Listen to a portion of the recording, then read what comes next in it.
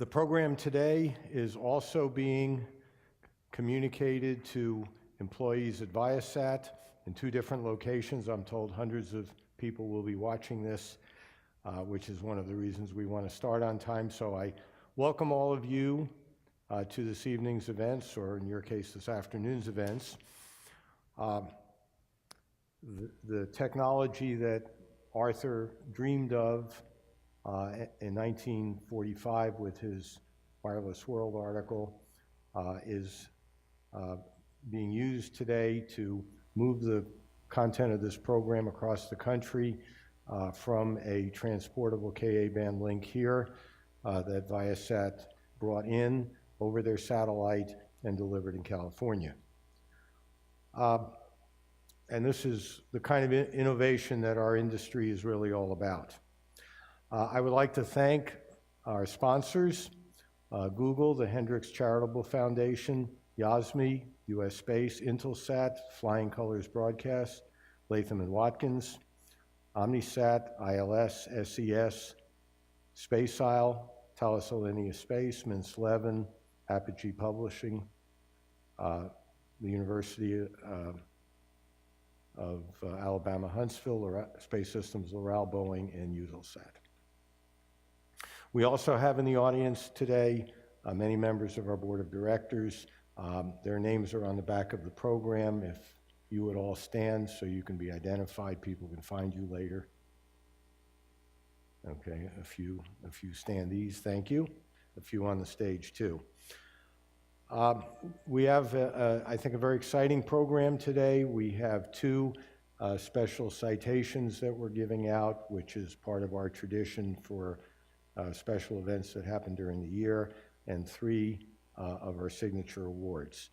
Following each of those awards will be what I believe to be a very interesting talk, and we welcome Q&A as a part of that part of the program. Then when we're finished, as you look around, you'll see some food, and we hope you'll partake of a number of very tasty morsels supplied here by Intelsat.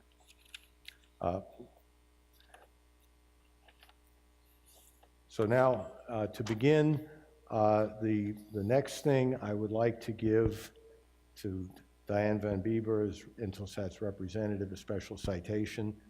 Tedson, can I have that, please? Thank you. So, Intelsat has been a proud sponsor and supporter of the foundation for a great many years. This, of course, is their lobby. It's an ideal place to hold this event. As you look around, you will see lots of satellites in the ceiling. If you have a chance, there's a display case in back of me to my right, your left, that has a copy of Arthur C. Clarke's article from 1945 and also some of the signatory documents that established the International Telecommunications Satellite Corporation, Intelsat, and also really launched a whole industry. The citation I will read: in appreciation of Intelsat on the occasion of the 50th anniversary of global satellite communications. Whereas the 2012 to 2014 period represents the 50th anniversary of the birth of global satellite communications, during which the period the ComSat Act was enacted, Telstar and Relay plus SYNCOM-2, the first geosynchronous satellites, were all launched, and the initial Intelsat agreements were negotiated and signed into force. Whereas Intelsat has grown over the last half-century to be the world's largest satellite network, providing service to virtually every country and territory in the world, and to provide true global connectivity. Whereas Intelsat has evolved to realize the future of world communications as first envisioned by Arthur C. Clarke in 1945 in his Wireless World article, the Arthur C. Clarke Foundation would like to recognize the consistent support of and outstanding accomplishments of Intelsat since its unique creation as a global infrastructure resource a half-century ago. Diane, thank you very much. Just look for a minute.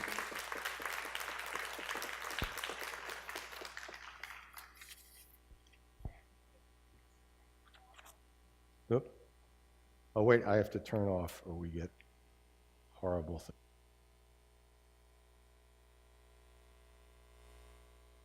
There we go. Push to talk. It has a sign.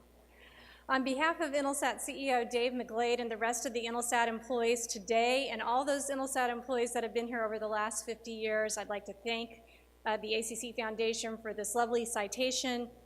I personally am glad to get a citation that doesn't have the word traffic that precedes it. So this is actually so much better than getting a traffic citation. So it really is very fitting for this event to be held here in our lobby. So many significant events that have to do with the satellite industry have been held here. We're certainly very proud to have the Arthur C. Clarke documents here in the building.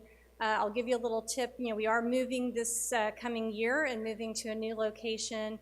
The Arthur C. Clarke documents go with us and have a very special place in the new location as well. So again, thank you for this very kind commemorative symbol of what's going to happen next year. Intelsat's looking forward to celebrating its 50th throughout 2014, and we hope that all of you will be able to celebrate with us. Thank you very much.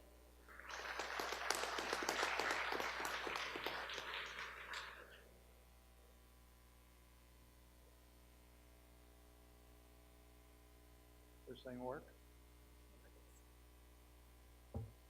Let's see. That work? Thank you. One of our illustrious founders, Fred Durant, a remarkable person who was spot on early in the space field. Having attained the age of 97, has decided to make sure that all of his memorabilia are in the right place, and they will be now. So it's going to be a pleasure to present this citation to our Vice Chairman, Joe Pelton, who will in turn make sure that Fred receives it. The Arthur C. Clarke Foundation. Whereas Frederick C. Durant III served with distinction as the first executive director of the Arthur C. Clarke Foundation. Whereas Frederick C. Durant III was the first associate director of the Smithsonian National Air and Space Museum, in partnership with its first director, astronaut Michael Collins, played a key role in the design and building of the museum and in creating the most visited museum in the world. Whereas Frederick C. Durant III, as a leader and president of the American Rocket Society, was among the very first American participants in the earliest meetings of the International Astronautical Federation, where he met Arthur C. Clarke 60 years ago. Whereas Frederick C. Durant III, as a lifelong friend of Arthur C. Clarke and a leading figure in the world of space, has agreed to share his memorabilia with this foundation. The foundation would unanimously and wholeheartedly like to express its appreciation to Frederick C. Durant III for all he has done in his memorable life, and especially for his service to this foundation. Thank you.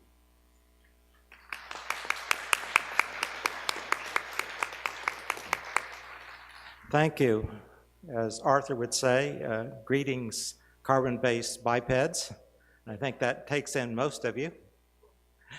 Anyway, it's really very appropriate for this to go to Fred Durant, who is now 97 years old and recovering from a fall, and hopefully he will be with us a few years longer, but I'll make sure he gets this. I first met Fred Durant when I was at Intelsat a long time ago, and Michael Collins and Fred Durant wanted to organize an early bird and Intelsat exhibit at the Air and Space Museum, and we were very happy to work with him. But I recognized talent immediately and recruited him to be the first director of the Arthur C. Clarke Foundation, which we actually founded exactly, or almost exactly, 30 years ago, announced at the White House, and Ted's and I were both happy to be there. But anyway, Fred agreed to be the first director of this foundation, and he served with distinction for a decade.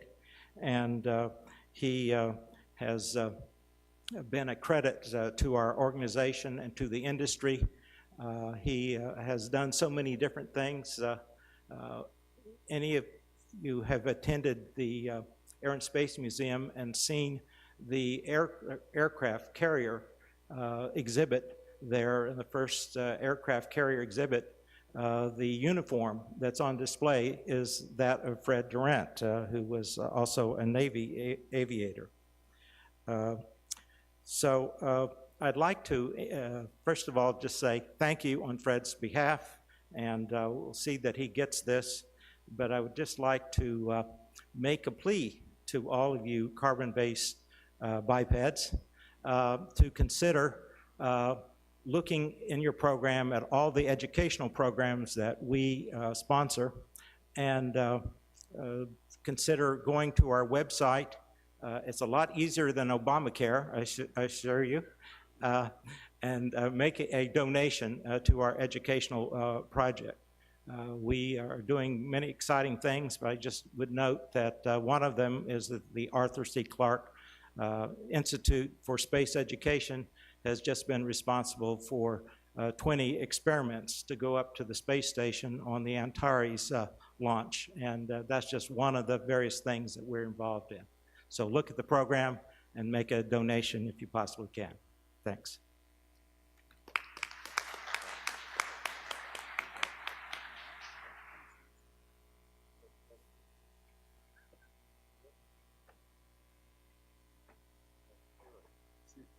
Already confusion. This is right? Okay. I'm here to introduce Sheldon Brown, director of the Arthur C. Clarke Center for Human Imagination. And introducing Sheldon, I want to give a sense of why he is an inspired choice to serve as the director of that center. Apart from the fact that he has good hair, but he has it kind of bound up behind his head. That's a laugh line, come on. Let me juxtapose two of Sheldon's identities. One is as an internationally known and exhibited artist that has had shows of his work in Shanghai, Florence, Italy, and Mexico City, and in numerous places in the United States. Then also his role at the university as site director of the National Science Foundation sponsored Center for Hybrid Multi-Core Productivity Research, an effort concerned with structuring and making effective use of big data. So balance these two things out, artist and hybrid multi-core productivity research. Perhaps not immediately obvious why these aspects of his interests are intimately related. They reflect, in essence, our contemporary challenge, a grand challenge of our historical moment, of understanding not only what science and technology enable, but how such capability enters into who we are and who we will become as individuals and as a society. This problem has shaped his career-long interests and his adept merging of artistic and scientific perspectives. And this type of creative life, of course, is a mirror of Sir Arthur's work as a science fiction author and science and technology conceptualizer. In Sir Arthur's heyday, the deep questions he explored pertained to how science and technology were refashioning the established structures of cultural and social life of 20th century industrial ways of being. That process of change was perceived of largely as change from without, of science and technology advancing on traditional structures of life. Now we are at a different moment, one in which we accept the fact that we live inside a technological world. Just watch